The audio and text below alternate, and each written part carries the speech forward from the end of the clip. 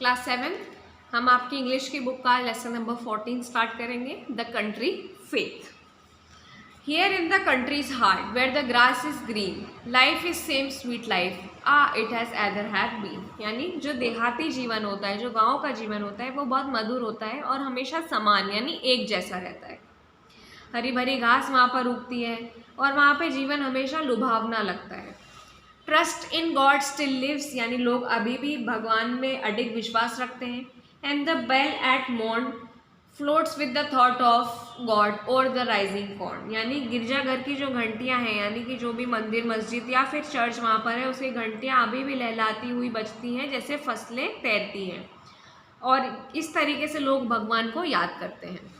God comes down in the rain, यानी कि भगवान उनके लिए वर्षा भेजते हैं, भगवान खुद वर्षा बनकर आते हैं और क्रॉप्स जो हैं वो लंबे लंबे उग जाते हैं। This is the countries faith, यानी यही कंट्री का विश्वास है, यही उनका विश्वास है और ये सबसे अच्छा है, ये सबसे बेस्ट लाइफ होती है जो गाँव की होती है।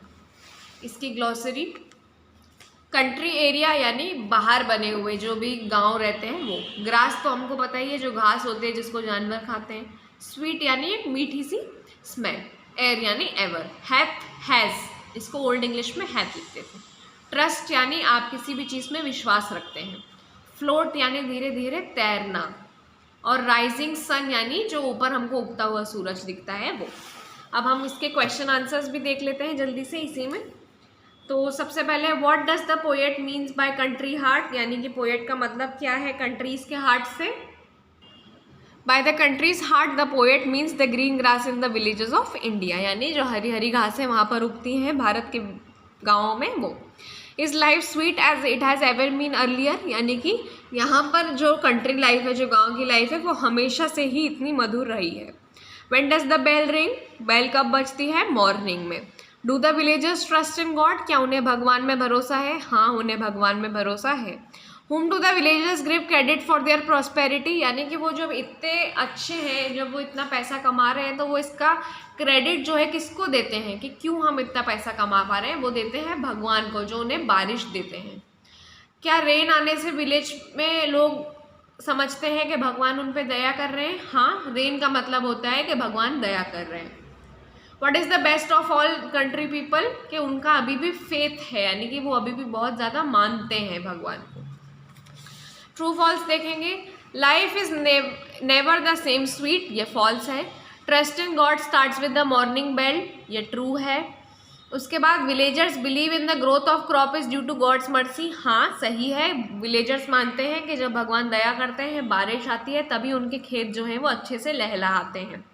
God disappears when the rain start, बारिश शुरू होते से भगवान गायब हो जाते हैं क्या? नहीं, ये फॉल्स है। अब इसके बाद ऑपोजिट वर्ड्स देखना है। Ever, never. स्वीट का हो जाएगा बिटर यानी कड़वा। मॉर्निंग का क्या रहेगा? इवनिंग। सुबह का हो जाएगा शाम। गॉड का डेमन यानी राक्षस। टॉल का शॉर्ट। राइज का set. Best worst. Life death. Here their country town. Let's talk में आपको ये क्वेश्चंस अपने पार्टनर से पूछना है। Do you know any other poem, क्या इसके अलावा आपको कोई पोएम आती है? आपको कौन सी पोएम पसंद है और आपने वो कहाँ पर सीखी? और ये आपको पढ़ना है। विश्वनाथ कहाँ पर है? वाराणसी टेम्पल है। विक्टोरिया मेमोरियल कहाँ पर है? कोलकाता, एक मॉन्यूमेंट। ताजमहल आगरा में है, ये मकबरा है।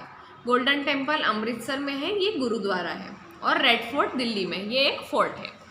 तो आपको यहाँ पर दिए हुए बताना है। What is the famous tomb at Agra? The famous tomb at Agra is called the Taj Mahal, उसे क्या कहा जाता है? Taj Mahal. The famous monument at Agra. Dash is Victoria Memorial situated, कहाँ पर है? कोलकाता में, हमने पढ़ा अभी।